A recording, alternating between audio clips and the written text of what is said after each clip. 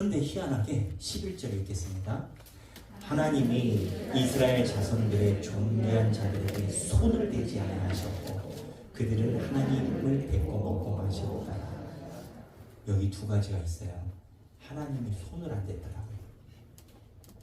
죄인들은 하나님 앞에 가까이 가면 다 죽습니다. 근데 하나님이 손을 대지 않으셨고 그들이 하나님 앞에서 먹고 마셨더라. 뵙고 먹고 마셨더라. 여기에 본문이 먹고 마셨다는 거예요. 어떻게 이 하나님이 계신데 어떻게 맛이 있었는지 없었는지 맛으로 먹었겠나 그런 생각이 들어요. 근데 무슨 얘기냐? 출애굽기에서 나오는 하나님이 성막을 세워가는 교회를 세워가는 과정에서 하나님이 이스라엘 백성과 이스라엘 백성 지도자들에게 보여주신 하나님의 큰 은혜는 내 발등상을 보여주고 너희들이 내 앞에서 먹고 마시라. 하나님 입장에 하나님의 신계 입장에서 먹고 마시라라는 건 하나님이 인간의 존재를 높여주시는 겁니다. 이게 출애굽기의 10계명을 받던 장면에서 나옵니다. 이게 첫 번째 돌판이거든요. 그 다음에 금송아지가 나와요. 그 다음에 금송아지 때문에 첫 번째 돌판 깨지고 두 번째 돌판 다시 가는데 두 번째 돌판 때는 이 장면이 없어요. 그러니까 처음 장면에 있는 장면이에요. 그게 희한한 거예요. 하나님의 교회를 성막에 세우는데 금송아지가 이 10계명 장면 가운데 있어요. 그렇죠? 누가 그러시더라고요. 마귀도 지 할 일은 해야 된다고. 그래서 이 난리인데 이 난리 이전에 하나님이 난리 나기 전에 올리셔서 그 사람들을 먹고 마시게 한 겁니다. 이거를 예수 그리스도가 십자가에 못 박히시기 바로 전에 제자들에게 먹고 마시게 한 겁니다. 그러니까 자 보세요.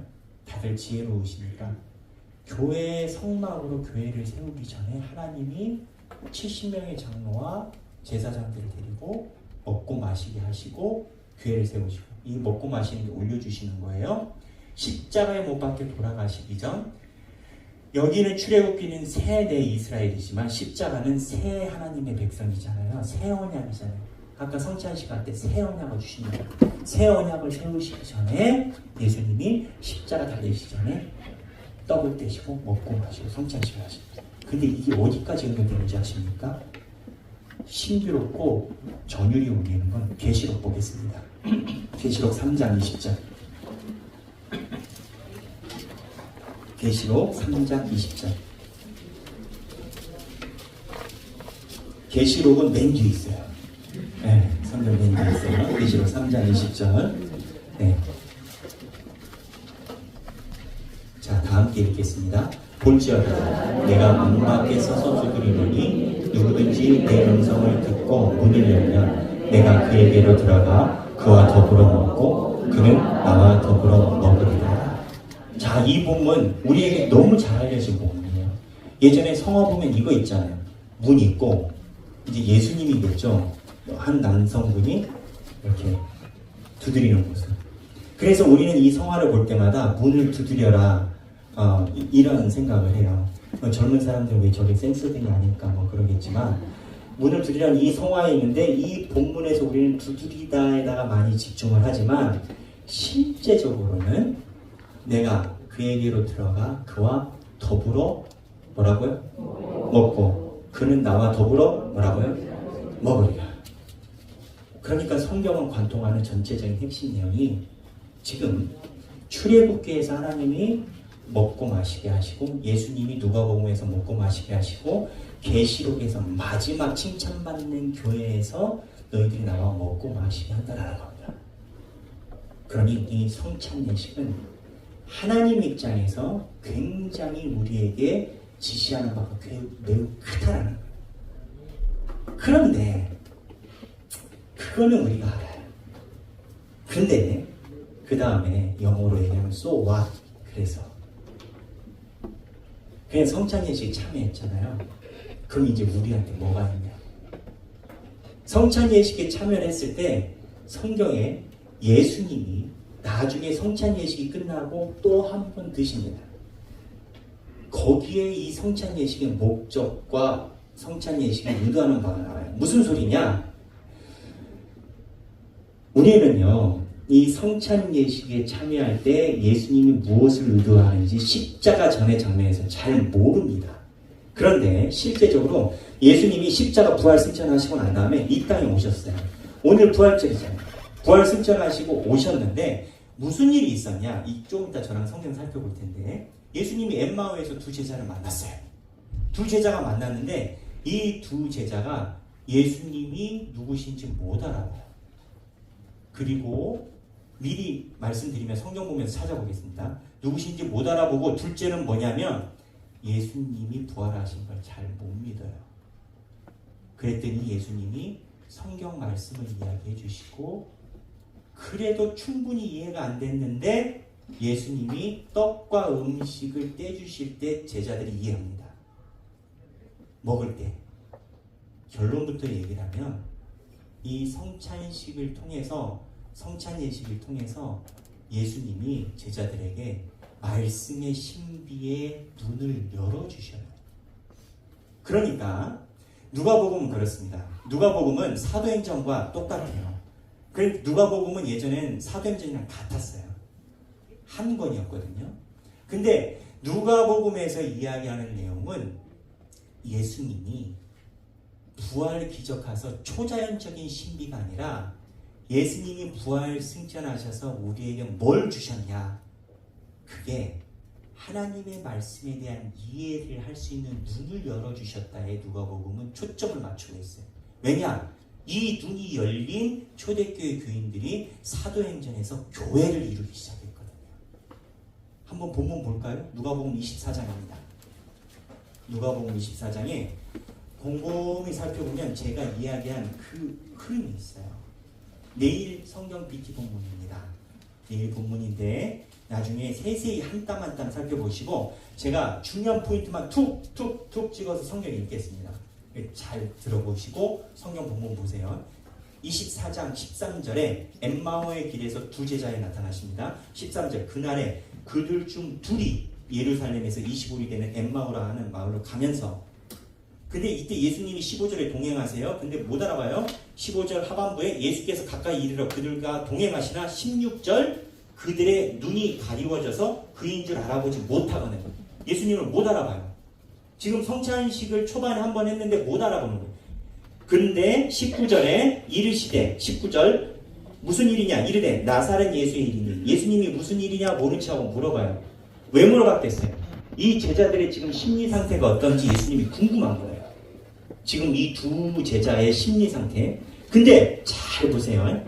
이 엠마오의 두 제자가 예수님께 진술하는 내용에는 모든 팩트가 다 들어있습니다. 근데 못 믿어요. 보세요. 19절 이르시되 무슨 일이냐 이르시되 이르되 이제 제자들이 말해요. 나사렛 예수의 일이니 그는 하나님과 모든 백성 앞에서 말과 일에 능하신 선지자이거늘 예수님의 탤런트가 있다라는 거예요. 20절 우리 대제사장들과 관리들이 사형 판결에 넘겨주어 십자가에 못 박았느니라. 우리는 이 사람이 이스라엘을 속량할 자라고 바랐노라. 이뿐만 아니라 이 일이 일어난 지가 사흘째요. 자기들이 메시아의 기대가 컸다라는 거예요. 근데 죽었다라는 거죠. 22절 또한 우리 중에 어떤 여자들이 우리로 놀라게 하였으니 이는 그들이 새벽에 무덤에 갔다가 자 이제 진술이 나옵니다. 자기들이 들은 팩트예요. 새벽에 무덤에 갔다가 그의 시체는 보지 못하고 와서 그가 살아나셨다는 천사들의 나타남을 보았다 함이라. 이제 본인들이 지금 들은 얘기를 한 거예요. 팩트를 다 전해 들었어요. 그런데 24절 또 우리와 함께한 자 중에 두어 사람이 무덤에 가 과연 여자들이 말한 바와 같음을 보았으나 자 여기가 핵심이에요. 여기가 핵심입니다. 제자들이 뭐라고 얘기를 하냐면 예수는 보지 못하였느니라 하거든요. 본인들이 모든 진술을 다 들었는데 못 믿는 거예요. 왜 못 믿냐? 이 못 믿는 정서를 예수님이 바로 본문에서 드러내 주세요. 25절에 뭐라고 얘기하시면 초두가 이렇습니다. 이르시되 미련하고 선지자들이 말한 모든 것을 마음에 더디 믿는 자들이요. 그 예수님이 부활 승천하셨다는 내용을 안 들은 게 아니에요. 천사들의 이야기를 안 들은 게 아니에요. 그리고 예수님이 무덤에 빈무덤까지 다 들었어요. 그런데 예수는 보지 못하였더라. 못 받아요. 그랬더니 예수님이 더디 믿는 자들. 그럼 예수님이 이 더디 믿는 자들을 깨우쳐야 될 거 아니에요. 그렇잖아요. 그럼 예수님이 어떻게 깨우칠까요? 예수님이 슈퍼맨 하고 이렇게 예수 이렇게 그렇게 안 하세요.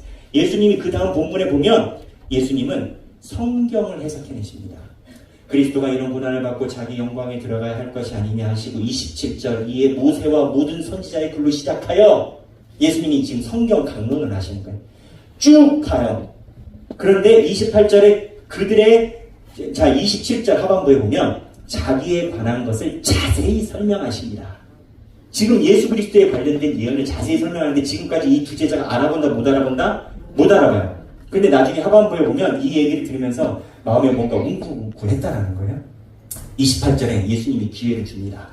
그들이 가는 마을에 가까이 가매 예수는 더 가려 하는 것 같이 하시니 그래 이제 목적지에 이 두 제자는 다 왔어요. 예를 들어서 광주다. 두 사람이 광주까지 다 왔어 걸어서. 근데 예수님은 마치 광주가 아니라 광양으로 내려가는 것처럼 이렇게 걸어가시니까 이 두 제자가 잡은 거예요. 이 두 제자가 기회를 잡아요. 여러분 예수님이 무언가 우리의 틈새를 주실 때 잡아요. 그 잡았더니 29절 그들이 관건하여 이르되 우리와 함께 유하시나이다. 누구에게? 예수님에게 잡았어요. 우리가 유하시네. 우리랑 같이 계셔요 예수님. 한 거예요. 이때까지 예수님인 줄 알았다 몰랐다? 몰랐다. 그런데 유하러 갔다가 30절 다 함께 읽겠습니다. 30절 그들과 함께 음식 잡수실 때 떡을 가지사 축사하시고 떼어 그들에게 주시니 자 보세요. 떡을 가지사 축사하고 떼어 그들에게 주시니 언제 했던 거예요? 성찬식 또 하시는 거예요. 떼어 주시니 이때 성찬식의 목적이 나옵니다. 그 다음에 31절 그들의 눈이 밝아져 그인 줄 알아보더니 예수는 그들에게 보이지 아니하시니 그들의 눈이 밝아졌다는 거예요. 근데 그들이 밝아지고 느낀 자기들의 눈이 밝아지고 난 후에 느끼게 된 증상이 뭐냐? 32절 그들이 서로 말하되 길에서 우리에게 말씀하시고 우리에게 성경을 풀어주실 때 우리 속에서 마음이 뜨겁지 아니하더냐 하고 그러니까 여기 보면 그들의 눈이 밝아져라는 표현이 나와요. 이 유사한 표현이 어디 나오는지 아세요? 선악과를 먹으니 선악과를 따먹으니 그들의 눈이 밝아져. 그런데 아담과 하와가 선악과를 따먹은 건 죄의 눈이 밝아진 겁니다. 근데 예수 그리스도는 성만찬으로 음식을 주고 성경 말씀을 이해할 수 있는 하나님 말씀에 대한 눈을 밝히신 그러니 요약하면 성만찬의 타겟은 성만찬의 목적은 우리가 잘 깨닫지 못하는 하나님의 말씀을 깨닫고 우리의 눈이 밝아지게 하는 데 목적이 있다는 거예요. 거꾸로 얘기를 하면 신앙생활의 초석이 여기 있다. 여기서 한번 끝나는 게 아닙니다. 뒤에 나중에 쭉 읽어보시고 11제자에게 다시 나타나세요. 36절부터 쭉 가다가 이 11제자들은 한 템포 더 나가십니다. 살과 피를 다 보여주세요. 그걸 다 만졌어요. 근데 41절에 증상이 나와요. 이제 그들이 봤단 말이에요. 손가봐요.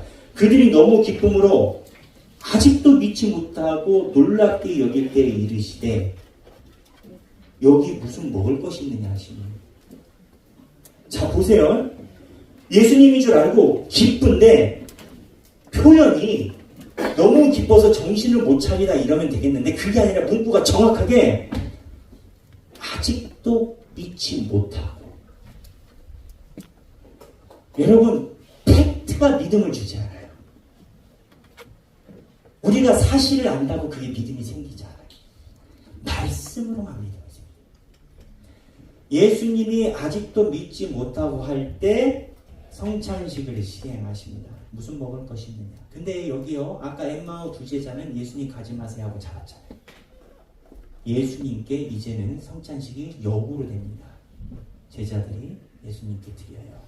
그리고 먹으시고 이 결과가 뭐냐? 45절에 이에 그들의 마음을 열어 자 다 함께 읽겠습니다. 성경을 깨닫게 하시고 이게 우리에게 주시는 메시지가 분명히 있어요. 예수님이 부활하시고 나서 제일 먼저 하신 목회적 사역은 뭐냐? 하나님의 말씀을 깨닫게 하시는 거였어요. 우리는 부활승천 무덤에서 일어난 기적에 집중해요. 저도 집중해요. 중요해요.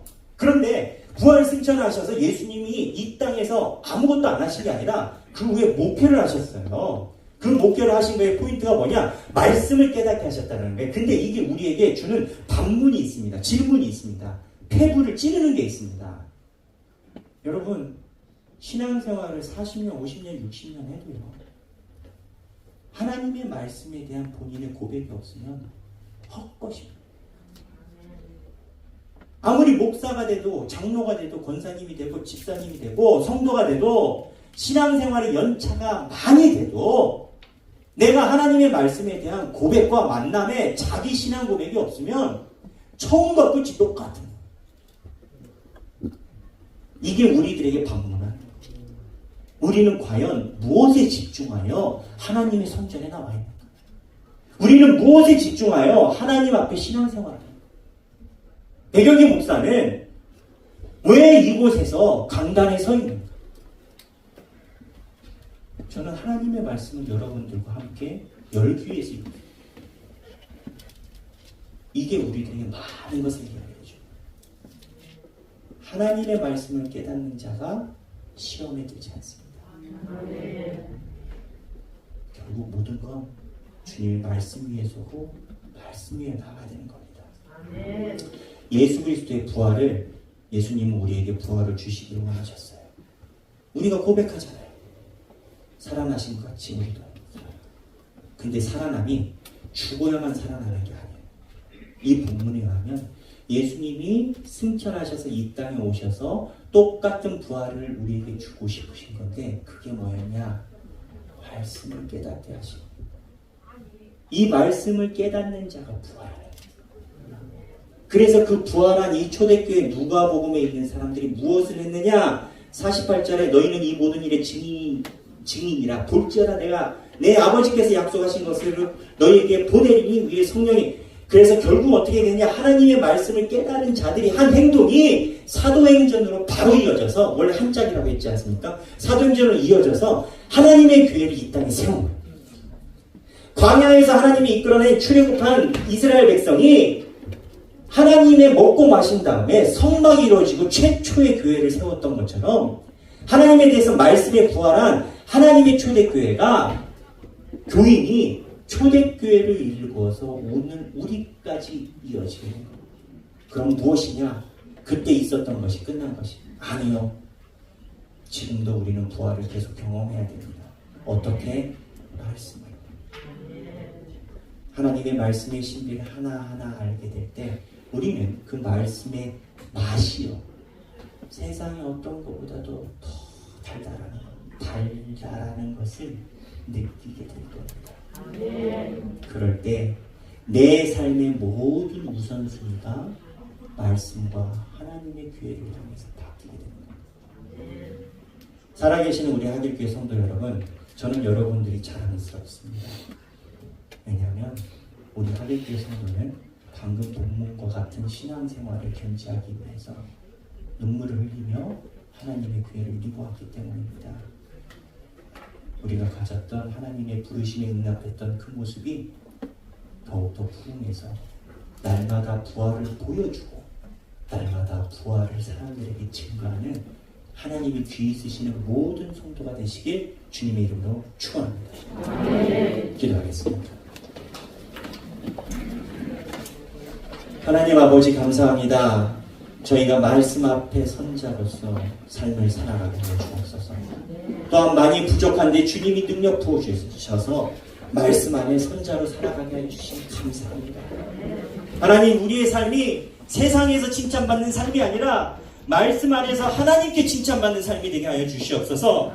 하나님, 세상에 만약에 유혹이 온다 하더라도 내가 말씀으로 세상의 풍파를 견뎌낼 수 있도록 하여 주시고, 세상이 나를 교만에 빠지게 칭찬한다 하더라도 내가 말씀 안에서 겸허한 삶이 되게 하여 주시옵소서. 하나님 아버지, 우리가 주님의 은혜만 간구합니다.